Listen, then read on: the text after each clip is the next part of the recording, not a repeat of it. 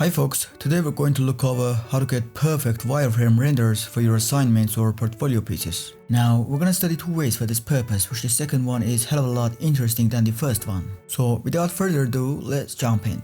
The first one is more appropriate for low poly models and is quite easy to do. You just need to select your mesh to assign a new material.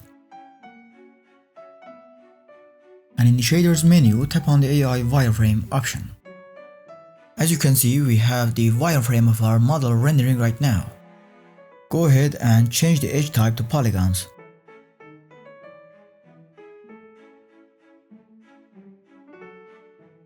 After that, tap on the texture icon next to the fill color to apply AI ambient occlusion as color of the mesh. Now you see how that impacts the overall look of the wireframe. Take note that you can adjust the line weights to make the most out of your material.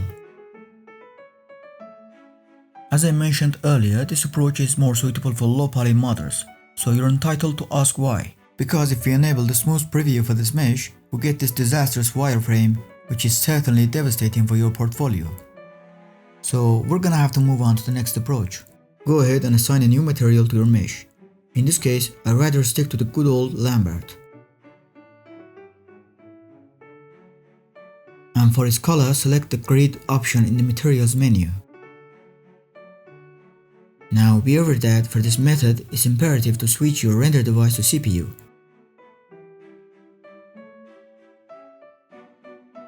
And also, before moving any further, we need to sort out our UVs. As you can see, it's a complete mess right now, and the solution is head over to Modify menu in the UV editor and tap on the Unitize button.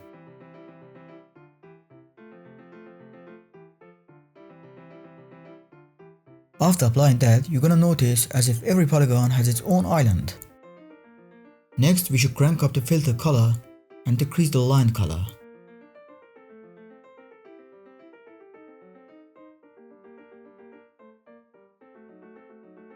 After that, go ahead and change the repeat UV value to 1. As you see, we're getting there, but we have to figure out a way to control the width of the topology line. To achieve that, head over to Hypershade. Select the network graph for the material of your mesh. Hit the Tab key on your keyboard and type the sampler info and select it from the suggested menu. Next, we're gonna search for float math and add it to our graph as well.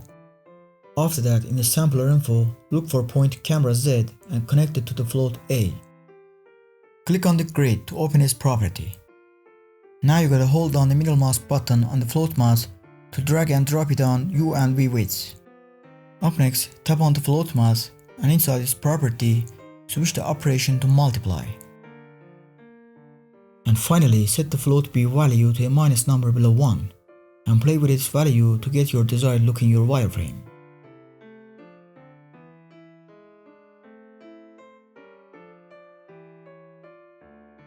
Also keep in mind that this workflow is most recommended for sub-D models. And this brings us to the end of this tutorial. Stay tuned for the upcoming tutorials and don't forget to leave your opinions in the comment section. And finally, make sure you subscribe to my channel to support my efforts. Thank you all.